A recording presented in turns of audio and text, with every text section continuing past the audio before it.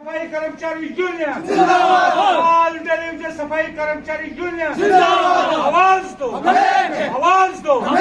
आज क्या है? आज क्या है? हड़ताल है। आज क्या है? हड़ताल है। आवाज दो। सफाई कर्मचारी यूनियन चुनाव रैली जिंदाबाद। सफाई कर्मचारी चुनाव रैली जिंदाबाद। देखिए, हमारा मसला जो 2010 से चल रहा है, सफाई कर्मचारी जितने भी अभी फ्रंट लाइन पे जो काम कर रहे हैं, जिनने कोरोना में भी जो काम बहुत मेहनत से किया, तो 2010 से जो हमारा सफाई कर्मचारी का मसला है, तो रेगुलर होने का कोई मतलब टाइम पीरियड हमारा सबका बराबर है, लेकिन गवर्नमेंट जो हमें रेगुलर नहीं कर रही है। तो बड़ी बार जो हम इंतज़ामिया गवर्नर जी के पास भी गए और हम अपने डायरेक्टर साहब के पास भी गए, लेकिन ऐसा जो कोई भी मसला हमारा हल नहीं हुआ। सर, जैसे कि आपके जो यहाँ पर ईओ साहब हैं, उन्होंने आपको कहा था कि लास्ट टाइम कि आप जो है डायरेक्टर साहब के पास जाएं, वहाँ से आपको सेक्रेटरी के पास मिलवाया जाएगा, तो उसका क्या हुआ? वहाँ पर आपकी बात सुनी गई?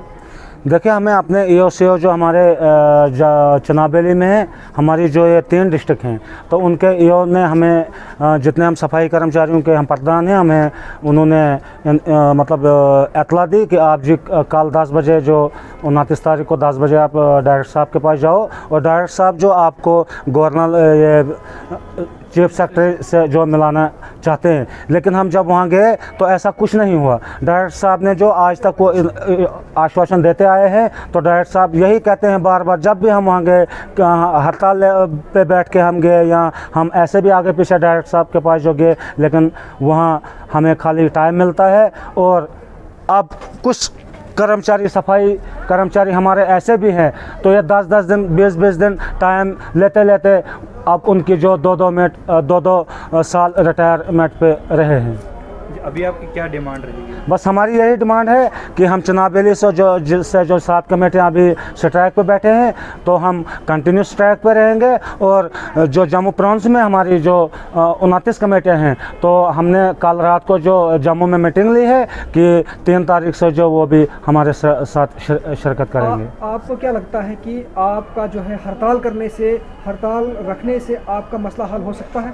देखिए, इंतज़ामिया गवर्नर जी को मालूम होना चाहिए कि एक सफाई कर्मचारी जो है, अगर वो सुबह उठ के पूरे शहर को साफ करता है, तो सफाई कर्मचारी जो अपना पेट भर के खाना मांग रहा है, ना ही कि सफाई कर्मचारी कोई स्टेट मांग रहा है, ना ही सफाई कर्मचारी यह कह रहा है कि एक सफाई कर्मचारी का मकान बना कर दो, ना ही कोई आज तक सफाई कर्मचारी ने, जैसे फोर्स में है, बेल्ट फोर्स में है, वो परमानेंट होता है, उसके लिए स्कीम होती है, उसको बच्चों को पढ़ने के लिए स्कीम होती है, लेकिन ऐसी कोई भी स्कीम हमारी अर्बन लोकल बॉडी में जो सफाई कर्मचारी जो पूरे गंदा काम करता है और हिंदुस्तान को सुबह ही उठ के 9 बजे तक जो स्वच्छ अभियान में उसको पहुंचा देता है, लेकिन बड़े अफसोस की बात है कि इंतजामिया गवर्नर जो हमारा मसला हल नहीं कर रहा है। जैसे कि आपने कहा कि सफाई कर्मचारी जो है सफाई करता है, जो हिंदुस्तान को गंदगी से बचाता है, अपने मोहल्ले को गंदगी से बचा, आखिर आपकी ही आवाज़ को क्यों नहीं सुना जा रहा? देखिए, हम लोग को ये जो नीच समझते हैं और इस काम को घटिया समझते हैं, ये सोचते हैं कि ये जी सफाई कर्मचारी है, ज़्यादा से ज़्यादा क्या करेगा, सफाई 2 दिन नहीं करेगा, तीसरे दिन मजबूर होकर फिर करेगा। लेकिन ऐसा इस बार बिल्कुल नहीं होगा, क्यों हमारे सफाई कर्मचारी जो इस स्टेज पे उतर आए हैं कि वो बिल्कुल काम नहीं करेंगे। उसके लिए अगर हमें गवर्नर जी जेलों में भी भेजना चाहेगा, हम उसके लिए जाने के लिए तैयार हैं। और अगर हमें इस मसले में अपने बच्चों को रोडों पे लाना पड़ेगा, तो हम उसके लिए भी जो तैयार हैं। देखिए, जहाँ तक सफाई कर्मचारियों का हड़ताल पे जाना है, ये हक बजानिब है इनका, क्योंकि अरसा दराज से इन लोगों की डिमांड है कि हमें रेगुलाइज़ किया जाए, हमें यूनिफॉर्म दी जाए, हमें शूज़ दिए जाएं, हमें वो बेसिक फैसिलिटीज़ दी जाए, क्योंकि हम इस शहर को साफ़ करने में नालियों में घुसते हैं और गंदी चीज़ें उठाते हैं। और आज जबकि आपको मालूम है कि आज सर्दी की शिद्दत है, यहाँ पे सुबह माइनस में टेम्परेचर होता है, ये सुबह 4 बजे आते हैं और पूरे शहर की सफाई करते हैं। लेकिन सितम ज़रीफ़ी ये है कि हमने यहाँ से कहीं दफ़ा कॉरस्पॉन्डेंस की इनके बारे में कि इनको रेगुलाइज़ किया जाए, लेकिन गवर्नमेंट की तरफ से कोई भी कदम इनके लिए नहीं उठाया गया।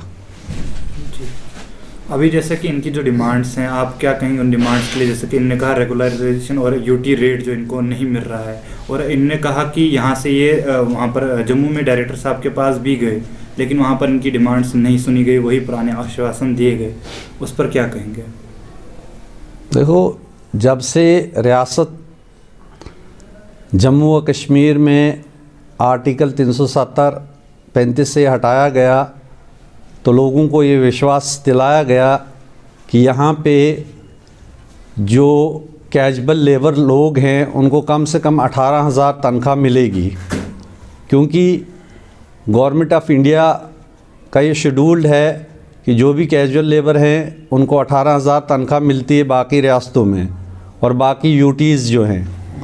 लेकिन सितम ज़रीफ़ी ये है कि जम्मू कश्मीर में जब ये आर्टिकल हटा दिया गया, जब इसको यूटी में तब्दील किया गया, उसके बावजूद इन लोगों की तरफ रियासत के जो इस वक्त के गवर्नर इंतज़ामिया है उसने इन लोगों के लिए कोई भी कदम नहीं उठाया कि इनके जो हुकूक हैं, जो ये चीज़ मांग रहे हैं, ये कोई बड़ी चीज़ नहीं है।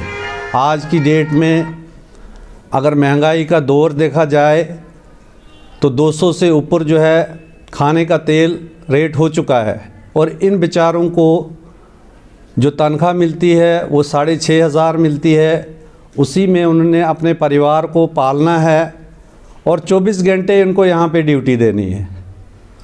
और इस कोविड की महामारी में इन लोगों का जो काम रहा है सफाई का, चाहे वो हॉस्पिटल हो, चाहे वो एसडीएम ऑफिस हो, चाहे वो तहसील ऑफिस हो, या कोई भी ऑफिस हो, तो ये लोग जो है अपनी जान जोखिम में डालकर पहले तो ये गंदगी से खेलते हैं।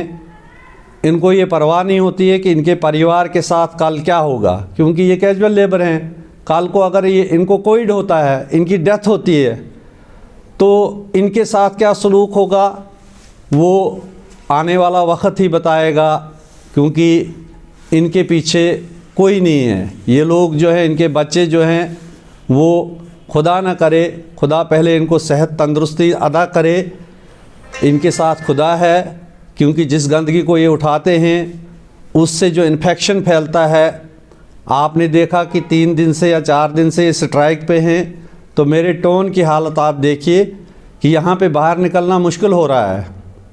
मैं गवर्नर इंतज़ामिया से गुजारिश करता हूँ कि चिनाब वैली में जितनी भी टाउन सिटीज़ हैं वहाँ पे जो इनके हुकूक हैं उनको जल्द अज जल्द एक ऑर्डर या एक ऑर्डिनेंस निकाला जाए। इनको 18,000 जो है कम से कम पे दी जाए, इनको रेगुलाइज किया जाए, और इनको कम से कम जो ये काम करते हैं ऐसी यूनिफॉर्म दी जाए, जिस वक्त ये काम कर रहे होंगे उस यूनिफॉर्म को वो पहने। इनके शूज़ जो हैं उसी किस्म के होने चाहिए जिस तरह से जम्मू कॉरपोरेशन में उन लोगों को फैसिलिटीज़ हैं, जबकि यहाँ पे हमारा डिपार्टमेंट जो है इन लोगों को इस चीज़ से बिल्कुल महरूम रख रहा है।